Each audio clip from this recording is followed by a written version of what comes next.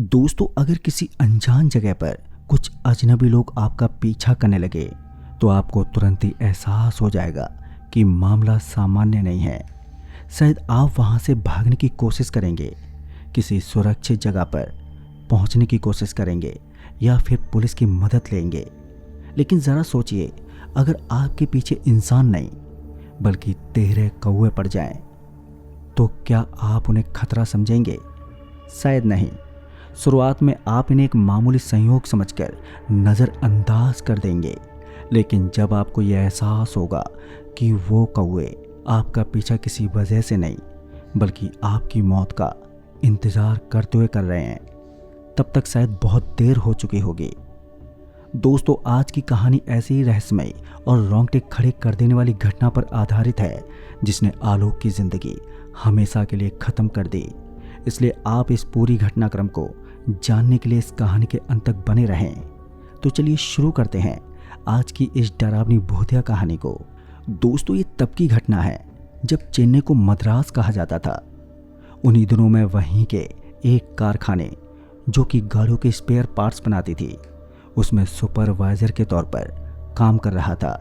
और इसी दौरान जब एक और सुपरवाइज़र की ज़रूरत पड़ी तो मैंने तुरंत ही अपने दोस्त आलोक के लिए भी बात कर ली। और जैसे मुझे आगे से अप्रूवल मिला तो मैंने फ़ौरन ही आलोक को ट्रंक कॉल करके अगली गाड़ी से बुलवा लिया। चूँकि आलोक को मेरे ठिकाने के बारे में पता नहीं था, तो ऐसे में मैंने उसे फ़ोन पर बता दिया था कि बीटी एक्सप्रेस से ही आना, जो कि तुम्हें रात के 10 बजे चेटपेट स्टेशन उतार देगी, जहाँ से मैं तुम्हें पिक कर लूँगा। पर दोस्तों, किस्मत को कुछ और ही मंजूर था। जिस दिन आलोक पहुँचने वाला था, उसी शाम कारखाने में एक मजदूर के साथ हादसा हो गया। चूँकि मैं ही सुपरवाइज़र था, तो ऐसे में उस मजदूर के साथ मुझे ही अस्पताल जाना पड़ा। और जब तक मैं अस्पताल से फ्री हो पाता तो तब तक रात के 11 बज चुके थे। अस्पताल से फ्री होते ही मुझे सबसे पहला ख्याल आलोक का ही आया। लिहाजा मैं फ़ौरन ही रेलवे स्टेशन के लिए रवाना हुआ, जहां पहुंचते पहुंचते रात के 12 बज गए।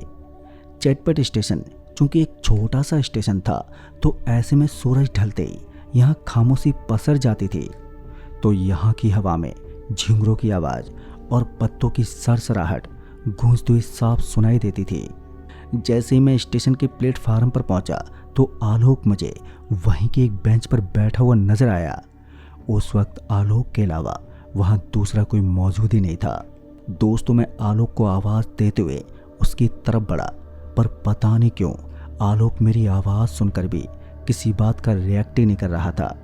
फिर जब मैं उसके करीब पहुंचा तो मैंने पाया कि उसका पूरा का पूरा ध्यान उसके सामने बैठे एक कौवे के झुंड पर अटका हुआ है। और हैरानी वाली बात तो ये थी कि उन कौवों का ध्यान भी आलोक पर ही था। मतलब कि वो सारे के सारे कौवे आलोक को ही घूर रहे थे, यानी कि एक टक देख रहे थे। फिर जब मैंने आलोक के कंधे पर हाथ रखते हुए बोला, अरे क्या भाई, मैंने तुझे अकेले आने को कहा था और तू अपने रिश्तेदारों को भी यहाँ पर ले आया। जैसे ही आलोक को एहसास हुआ कि मैं आ गया हूँ, तो वो मेरी तरफ पलटते हुए बोला, अरे मैं तो अकेले आया हूँ भैया, ये सारे साथी तो यहीं के हैं। जब से ट्रेन से उतरा हूँ तब से यही 13 कौवे मेरे स्वागत में लगे हुए हैं। जिसके बाद मैंने कहा, चलो अच्छा हुआ, तुझे किसी का तो साथ मिला यहाँ पर, चल अब इन्हें यहीं पर छोड़ और घर चल। जिसके बाद मैं आलोक को अपने बाइक से लेकर घर के लिए चल पड़े। अभी हम कुछ दूर आए ही थे कि मेरे पीछे बैठे आलोक ने कहा, भैया ये कौवे भी हमारे साथ ही जा रहे हैं क्या? आलोक के ये कहते जब मैंने आसमान की तरफ एक निगाह घुमा कर देखी तो मैंने पाया कि उन कौवों का झुंड हमारे साथ साथ चल रहा है। अब ये देखकर मैं चौंक गया कि भला ये कौवे हमारे साथ साथ हमारे पीछे क्यों आ रहे हैं। खैर, कुछ सोच विचार करने के बाद मैंने बाइक की स्पीड बढ़ा ली ताकि उन कौवों से हम आगे निकल जाएं। और हुआ भी कुछ ऐसा ही। मेरी स्पीड बढ़ाने के बाद वो कौवे काफ़ी पीछे छूट गए। पर घर पहुंचने के बाद जब आलोक और मैं फ्रेश होकर खाना पीना करने के बाद सोने जा रहे थे कि तभी कौवे के काँव काँव की आवाज़ सुनाई देने लगी। कौवों की आवाज़ सुनाई पड़ते ही हम दोनों के मुंह से एक ही बात निकली, क्या ये वही कौवे हैं? ये साले तो घर तक पहुंच गए।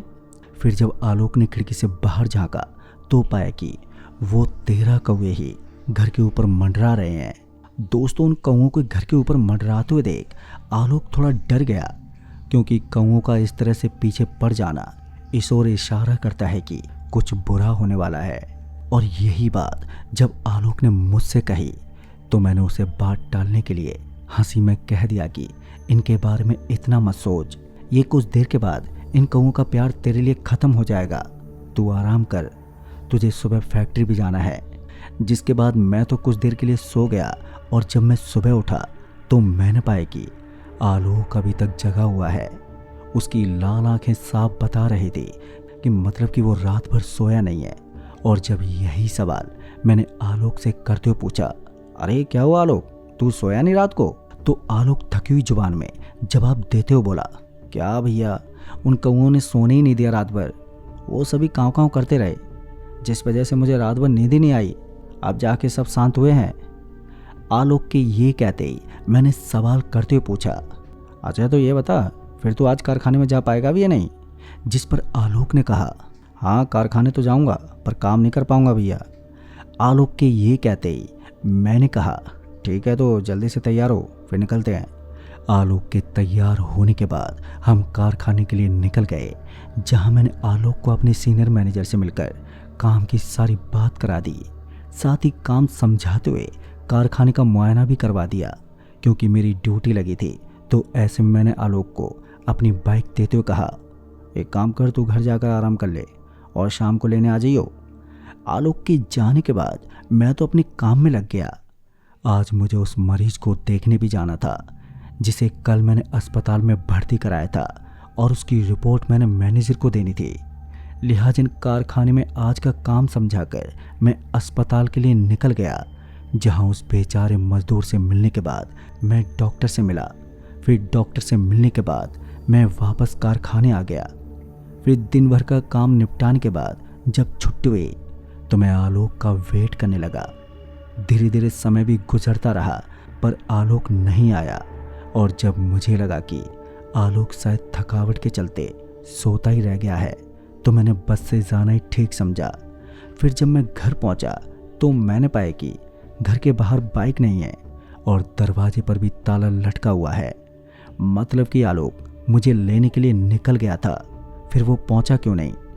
अभी मन में मुझे उल्टे सीधे ख्याल आने शुरू हुए थे कि तभी थोड़ी देर में आलोक भी पहुंच गया। इससे पहले मैं आलोक से कुछ पूछता कि आलोक ने आसमान की तरफ इशारा करते हुए बोला, भैया ये कौवा तो पीछा ही नहीं छोड़ रहे हैं, जिधर जा रहा हूँ उधर ही चले आ रहा है। अभी आलोक अपनी परेशानी बता ही रहा था कि मैंने नोटिस किया कि आलोक के ऊपर मंडराता उस कौवे की आंख सफ़ेद रंग की है। मैंने अपनी ज़िंदगी में पहली दफ़ा किसी कौवे की आंख सफ़ेद रंग की देखी थी। सच कहूँ तो उस सफ़ेद आंख वाले कौवे को देखकर मुझे भी घबराहट होने लगी थी। खैर उस वक्त मैंने अपनी इस घबराहट को आलोक के सामने जाहिर नहीं होने दिया और उसे ये बोलकर उसका मन शांत कर दिया कि ये तो यहाँ का कोई पालतू कौवा है जो यहाँ कहीं भी घूमता रहता है और ये किसी अनजान को देखता है तो उसके पीछे पड़ जाता है। हालांकि मैं आलोक से झूठ बोल रहा था, पर मैं ये भी जानता था कि अभी कोई ऐसी वैसी बात कर दी तो ये आज ही उल्टे पैर लौट जाएगा। खैर मेरे थोड़े समझाने के बाद आलोक कुछ देर के लिए शांत हो गया और बाइक से उतरकर दरवाजे पर लगे ताले को खोला। फिर इसके बाद मैंने माहौल को खुशनुमा बनाने के लिए रात के खाने के लिए चिकन का इंतज़ाम किया, साथ ही थोड़ा सा पीने का भी इंतज़ाम भी कर लिया। इसके बाद हम दोनों भाइयों ने अच्छे से खाना पीना किया और फिर सो गए। दोस्तों फिर अचानक ही देर रात कौवों की कर्कश आवाज़ से मेरी आँख खुल गई। आँख खुलते ही मैं धड़पड़ाते उठा। दरअसल वो कौवों की आवाज़ घर के बाहर से नहीं बल्कि घर के भीतर से ही आ रही थी। दरअसल वो 13 के 13 कौवे आलोक को घेरे हुए थे और वो सफ़ेद आँख वाला कौवा आलोक के सर पर बैठा हुआ था, जो कि लगातार चोंच मारे जा रहा था। अब ये देखकर मैं इस कदर डर गया कि कुछ देर के लिए मैं जम गया, मानो मुझे लकवा मार गया हो। खैर मुझे कुछ देर के बाद ही सही मैंने हिम्मत जुटा ली और चादर से उन कौवों को भगाने की कोशिश करने लगा, पर वो सारे के सारे कौवे इतने ढीठ थे कि उन्होंने मुझ पर ही हमला कर दिया। मैं जितना उन कौवों को भगाने की कोशिश करता तो वो उतने ही आक्रामक हो जाते, जिस वजह से मैं समझ नहीं पा रहा था कि इन कौवों से कैसे जान छुड़ाऊं कि तभी एकदम से अपने आप ही वो सारे कौवे खिड़की से बाहर निकल गए।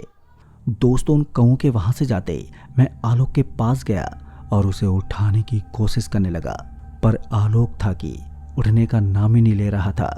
फिर इसी बीच मुझे तेज बदबू आने लगी। ये बदबू ऐसी थी मानो कोई लाश सड़ रही हो। जब मैंने गौर किया तो मैंने पाया कि ये गंध कहीं और से नहीं बल्कि आलोक से ही आ रही थी। मैंने एक बार फिर से पूरी कोशिश की आलोक को उठाने की, लेकिन वो फिर भी उठा ही नहीं। अब ऐसे में मुझे बहुत चिंता होने लगी, जिस वजह से तुरंत ही डॉक्टर को बुलाने निकल गया। और जब मैं डॉक्टर को लेकर वापस लौटा तो आलोक अभी भी वैसे ही लेटा हुआ था। डॉक्टर ने आते ही आलोक की जांच की और फिर नब्ज की जांच करने के बाद डॉक्टर ने आलोक के चेहरे पर थपथपाते हुए कहा, आलोक, आलोक। डॉक्टर के आलोक का नाम लेते ही आलोक उठ गया और एक गहरी जम्हाई ली। उस जम्हाई के चलते डॉक्टर एकदम से गुस्सा हो गया और मुझ पर बरसते हुए बोला, तुम लोगों ने दारू पी के जो ड्रामा किया है ना, दोबारा मत करना। इतना बोलकर वो डॉक्टर तिलमिलाता हुआ घर से चला गया। दरअसल आलोक के जम्हाई लेते ही उसके मुंह से शराब की महक आ गई, जिस वजह से वो डॉक्टर समझ गया कि हम दोनों दारू के नशे में बेवकूफ़ी कर बैठे हैं। फिर डॉक्टर के जाने के बाद आलोक अब जाग चुका था। फिर उसने सवाल करते हुए मुझसे पूछा, अरे भाई, ये डॉक्टर इतनी रात को यहाँ पर क्यों आया था? जिस पर मैंने उसे सारी बात बता दी।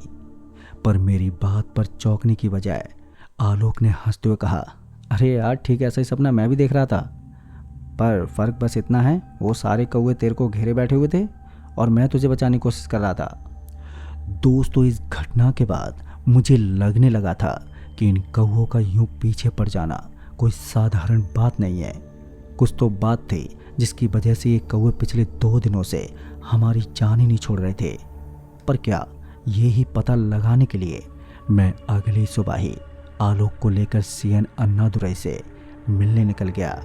दरअसल दोस्तों, सीएन अन्नादुरई जी यहाँ उन चंद लोगों में से थे जिन्हें हर तरह की नॉलेज थी।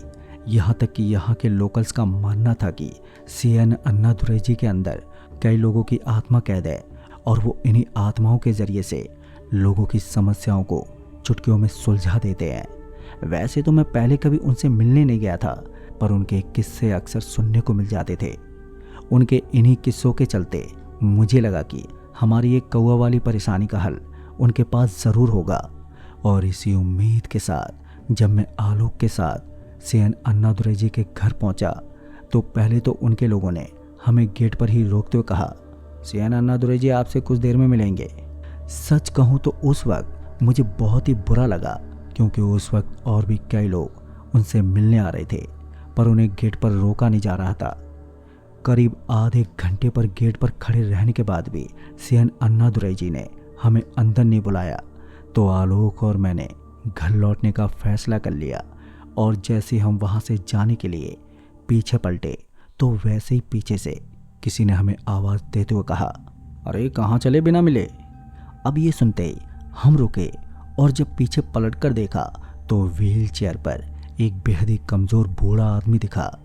अभी मैं उस आदमी को ही देख रहा था कि तभी आलोक मेरे कान की तरफ आया और फुसफुसाते बोला, अरे सुखदेव, इनकी हालत तो देखो, ये तो खुद निपटने वाले हैं, भला ये हमारी क्या मदद करेंगे।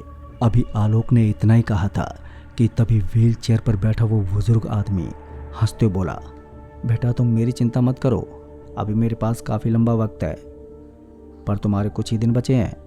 उस बुजुर्ग के ये कहते ही आलोक एकदम से तिलमिला उठा। अभी आलोक मुंह खोल पाता कि मैंने उसे चुप करा दिया, क्योंकि मुझे अंदाज़ा हो गया था कि सीएन अन्नादुरई हमारी मुसीबत से वाकिफ़ हैं।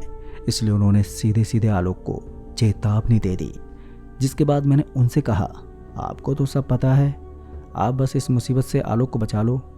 मेरे ये कहते ही उन्होंने हम दोनों को घर के पीछे वाले हिस्से की तरफ आने को बोला, जिसके बाद मैं और आलोक उनके पीछे पीछे घर के उस पिछले हिस्से में पहुंच गए जहां पर एक बड़ा सा कुआं था। उस कुएं के पास पहुंचते ही पहले तो उन्होंने मुझे उस कुएं में झांक कर देखने को कहा। उनके कहने पर जब मैं कुएं में झांक कर आया तो उन्होंने मुझसे पूछा, बेटा तुम्हें क्या क्या दिखा कुएं में? जिस पर मैंने उन्हें जवाब देते हुए बोला, सर मैंने कुएं में पानी, दीवारों से लगी काई और लटकती घास और पानी में खुद को देखा। अब ये सुनने के बाद सीएन दुरई जी ने अब आलोक को उस कुएं में झांक कर देखने को बोला। फिर जब आलोक झांक कर आया तो उसने बताया कि मेरे ही तरह उसे भी कुएं में पानी, दीवार से लगी हुई घास दिखी, पर उसने खुद को पानी में नहीं देखा। उसकी ये कहते सीएन अन्नादुरई जी ने उसे एक लाठी थमाते हुए बोला, अब जाओ और फिर से ध्यान से देखो और ये बताओ कि कुएं के पानी में तुम्हें लाठी दिखाई दे रही है या नहीं। फिर इस बार जब आलोक लाठी लेकर कुएं में देखने गया तो कुएं में झांकती चीख के साथ ही हाथ से वो लाठी छूट गई। इससे पहले मैं आलोक से कुछ पूछता कि वो भागते हुए मेरी तरफ आया और मुझसे लिपट कर रोने लगा। हालांकि अभी तक उसके रोने की वजह साफ नहीं हुई थी। फिर जब उसने रोते हुए कहा, सुखदेव भाई कुएं में लाठी की परछाई तो दिख रही थी पर मेरी नहीं। आलोक ने अभी इतना ही कहा था कि सीएन अन्नादुरई जी ने मुझे एक लिफाफा थमाते हुए कहा, आज से ठीक 5वें दिन तुम्हारा ये दोस्त मर जाएगा। तुम इसकी जान तो नहीं बचा सकते, लेकिन हाँ इसकी आत्मा को बचाने की एक कोशिश जरूर कर सकते हो। अभी सीएन अन्नादुरई जी अपनी बात सुना ही रहे थे कि आलोक अपनी मौत की बात सुनते ही एकदम से सीएन अन्नादुरई जी पर भड़क गया और भड़कते हुए बोला, तुम ये क्या बकवास कर रहे हो? भला तुम ये कैसे बता सकते हो कि मैं 5वें दिन मर जाऊंगा? मैं अच्छे से जानता हूँ तुम जैसे लोगों को कि डरा धमकाकर पैसे हटने का तरीका है तुम्हारा ये। मैं तुम्हारे बहकावे में नहीं आने वाला। इतना बोलकर आलोक ने मुझे वहाँ से चलने के लिए कहा। क्योंकि आलोक गुस्से में था तो ऐसे में मैं ज़्यादा कुछ कर भी नहीं पाया सिवाय आलोक के साथ चलने के। फिर जब हम काफ़ी दूर निकल आए तो मैंने पाया कि आलोक के कंधे झुक गए हैं, उसका चेहरा उतरा हुआ है। भले ही वो अन्नादुरई जी पर भड़का हुआ था, पर कहीं ना कहीं उसे भी इस बात का डर था कि कहीं अन्नादुरई जी की बात सच ना हो जाए। अभी हम आगे बढ़ ही रहे थे कि तभी अचानक से 13 कौवे हमारे सर पर मंडराने लगे। उन कौवों को देखते ही आलोक एकदम से आपा खो बैठा और नीचे से पत्थर उठा उठाकर उन कौवों को मारने लगा। पर वो कौवे टस से मस्सी नहीं हुए, वो काँव काँव करते ही रहे। फिर करीबन 10 से 15 मिनट तक आलोक उन कौवों को लगातार पत्थर से हमला करता रहा और फिर अचानक ही एकदम से नीचे ज़मीन पर गिर पड़ा, जिसके फौरन ही बाद वो बेहोश हो गया। दोस्तों आलोक के बेहोश होते ही किसी तरह मैंने उसे कंधे पर उठाया और उसे वहीं कुछ आगे जाकर एक पेड़ के नीचे लिटा दिया। क्योंकि आसपास कोई मदद नहीं थी तो ऐसे में मैं कुछ कर भी नहीं सकता था। तभी मैं भी उसके बगल में बैठा आलोक के होश में आने का वेट करने लगा। जब वो होश में आया तो उसे लेकर मैं फौरन ही घर पहुंच गया और घर पहुंचने के बाद आलोक बिल्कुल खामोश हो गया और घर के एक कोने में बैठ गया। उस वक्त आलोक के चेहरे पर वो उदासी देखकर मेरा भी दिल रोने को हो रहा था, पर मैंने किसी तरह अपने आंसुओं को बहने से रोका और आलोक के कंधे पर हाथ रखते बोला, कुछ नहीं होने वाला तुझे, आज रात की गाड़ी से घर लौट जा तू। यहाँ से जाते इन कौवों से भी पीछा छूट जाएगा और ये इतनी बड़ी समस्या नहीं है जो हम सोच रहे हैं। आलोक को भी ये बात पता थी कि जो मैं कह रहा हूँ ये सिर्फ उसके मन को रखने के लिए कह रहा हूँ, पर उसके बावजूद वो गांव जाने के लिए तैयार हो गया क्योंकि वो अपने आखिरी दिन अपने परिवार के साथ बिताना चाहता था। फिर उसी रात मैंने आलोक को चेटपेट स्टेशन से गांव के लिए रवाना कर दिया। आलोक के जाने के बाद अब मुझे इंतज़ार था दोस्त के ट्रंक कॉल का, क्योंकि मैं जानना चाहता था कि वो 13 कौवे अभी भी उसका पीछा कर रहे हैं या नहीं। आलोक का कॉल तो नहीं आया, पर 2 दिन के बाद मुझे आलोक की बीवी यानी कि अहिल्या भाभी का कॉल आ गया। कॉल पर उन्होंने बताया कि आलोक जब से घर पर आया है वो बहुत ही अजीब अजीब हरकतें कर रहा है। अक्सर वो रात को छत की मुंडेर पर बैठकर पूरी रात काँव काँव करता रहता है। हमने आलोक को ओझा से भी दिखाया पर कोई भी फायदा नहीं हुआ। अब तो आलोक घर के किसी भी सदस्य को भी नहीं पहचानता है, यहाँ तक कि अब वो खाना तक नहीं खाता, बल्कि मरे हुए चूहे, कीड़े और सड़वे खाना ढूंढ ढूंढ कर वो खाने लगा है, जिस वजह से पड़ोसी भी हमसे घिन करने लगे हैं। दोस्तों, आगे रोते हुए अहिल्या भाभी ने मुझसे पूछा, अच्छा सुखदेव, सच सच बताओ, उनके साथ वहाँ पर हुआ क्या था? अहिल्या भाभी की ये पूछते ही मैं खामोश हो गया। मैं चाहकर भी अहिल्या भाभी को कुछ बता नहीं पाया। मेरी खामोशी के चलते अहिल्या भाभी ने कुछ देर के बाद फ़ोन काट दिया और वहीं फ़ोन कटने के बाद मैंने फ़ौरन ही वो लिफाफा खोला जो अन्ना दुरे जी ने मुझे दिया था। लिफाफा खोलते ही जब मैंने पर्चा निकाल कर देखा तो उसमें लिखा था, उसमें आलोक के साथ 2 और लोगों के नाम भी लिखे हुए थे और ये भी लिखा था कि उसने अपने सिर्फ शौकिया तौर पर उन 2 लोगों की बड़ी बेरहमी से हत्या कर दी थी और उसी का ही कारण था कि आलोक की ज़िंदगी में काफ़ी मुसीबतें आईं और आलोक उसी दिन से उस शैतान की नज़र में आ गया जिसे आलोक की वो क्रूर आत्मा चाहिए। पर आलोक अब काफ़ी बदल चुका था, उसे अपनी गलती का एहसास है। इसलिए मैं अन्ना दुरई तुम्हें आलोक की आत्मा को उस ककाई शैतान से बचाने के लिए मौका देता हूँ। अगर तुम्हारी इच्छा हो तो ही मेरी कही बातों पर अमल करना। आलोक की मौत के बाद ककाई शैतान अपनी गुलाम आत्माओं को कौए के भेष में आलोक की अस्थियों के टुकड़े लेने भेजेगा। अगर कोई भी कौआ आलोक की अस्थि लेने में कामयाब हुआ तो इसका मतलब अगले 500 सालों तक आलोक की आत्मा ककाई शैतान की गुलामी करेगी। तुम्हें सिर्फ यही होने से रोकना है, किसी भी तरह तुम उन कौओं को आलोक की अस्थि लेने मत जाने देना। दोस्तों, अन्ना दुरई जी का ये लिफाफा पढ़ने के बाद अब मैं ये सोचने लगा कि क्या मुझे आलोक के किए की सज़ा मिलने देनी चाहिए या फिर उसे बचाने की कोशिश करनी चाहिए। इसी सोच विचार में मेरे अगले 2 दिन बीत गए और वो 2 दिन बीतते ही वो आखिरी दिन भी आ गया था जिस दिन आलोक की मौत होने वाली थी। और साथ ही मैंने भी तय कर लिया था कि अब मुझे अब क्या करना है। तय करते ही उसी सुबह मैं आलोक के घर के लिए रवाना हो गया और जब सूरज ढलते ढलते मैं आलोक की दहलीज पर पहुंचा तो वहां काफ़ी सारे लोग जमा थे। और जब मैं उनके बीच से होते हुए आलोक के पास पहुंचा तो मैंने पाया कि आलोक ज़मीन पर छटपटा रहा है। उसके घर वाले कोने में बैठे रोए जा रहे हैं। वहीं आलोक अब बिल्कुल बदल चुका था। उसका पूरा शरीर ही कौवे के रंग जैसा हो गया था और वो लगातार काँव काँव कर रहा था। अभी मैं कुछ रिएक्ट करता कि आलोक जोर से चीखा और उस चीख के साथ उसने अपना दम तोड़ दिया। आलोक के दम तोड़ते ही पूरे घर में मातम पसर गया। जहां एक और आलोक के घर वालों का रो रो कर बुरा हाल हो रहा था तो वहीं दूसरी ओर वहां पर जमा लोग धीरे धीरे वहां से जाने लगे। फिर करीबन 5 मिनट के भीतर वहां मौजूद सभी लोग वहां से चले गए। अब वहां पर आलोक के परिवार के साथ सिर्फ मैं ही खड़ा हुआ था। अभी मैं यही सोच रहा था कि मैं अभी क्या करूं कि तभी आलोक के चाचा किशोरीलाल मेरे पास आए और बोले, बेटा लगता है गांव वाले आलोक की इस अंतिम संस्कार में साथ नहीं देने वाले। अगर तुम्हें भी कोई दिक्कत है तो तुम भी यहाँ से जा सकते हो। उनके इतना कहते ही मैंने कहा, अरे ये क्या बात कर रहे हो चाचा जी, आलोक मेरे भाई जैसा था, अगर मुझे जाना ही था तो मैं आता ही क्यों। मेरे इतना कहते ही आलोक के चचा मेरे कंधे पर हाथ रखते हुए बोले, ठीक है बेटा, फिर सुबह होते ही हम दोनों आलोक का अंतिम संस्कार कर देंगे। और ये कहते हुए आलोक के चाचा और मैं वहीं आलोक के बॉडी के पास बैठ गए और अब सुबह होने का इंतज़ार करने लगे। फिर करीबन आधे घंटे के बाद लोगों का अचानक ही शोर सुनाई देने लगा और फिर देखते ही देखते गांव के काफ़ी लोग डंडा लिए आलोक के दहलीज पर आ खड़े हो गए। अभी हम कुछ समझ पाते कि तभी उनमें से एक आदमी जो पगड़ी पहने हुए था वो 2 कदम आगे बढ़ते हुए बड़े ही बेहुदा लहजे में बोला, देखो चाचा जी, इसे अभी जलाना पड़ेगा।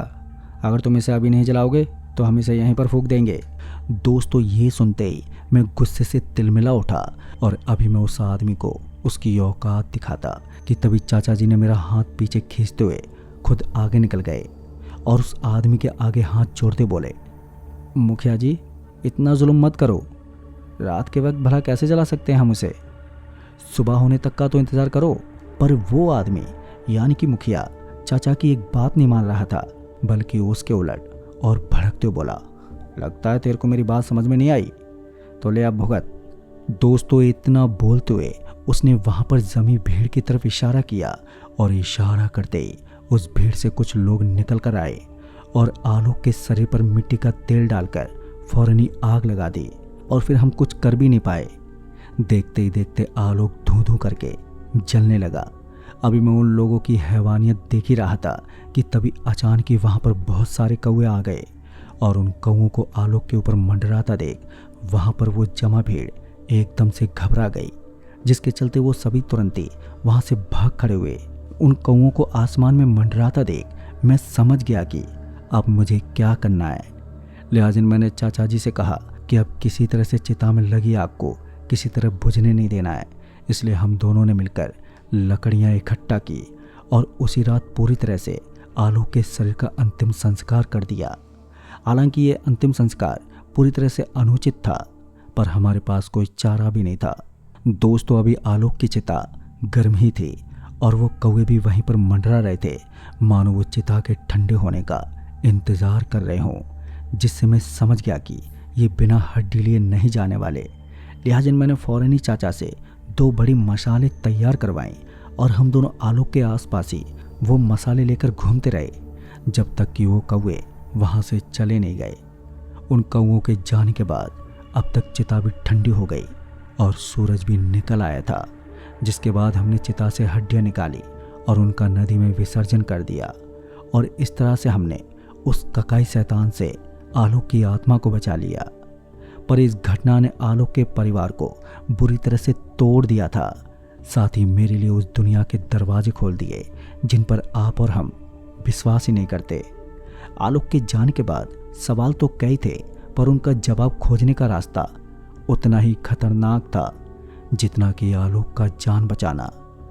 लिहाजा दोस्तों, मैंने ज़्यादा इस घटना के तह में जाने की कोशिश ही नहीं की, बस छोटी मोटी जानकारी इकट्ठा करता रहता हूँ। तो दोस्तों, आपका क्या कहना है इस घटना के बारे में? क्या गांव वालों ने आलोक के साथ सही किया?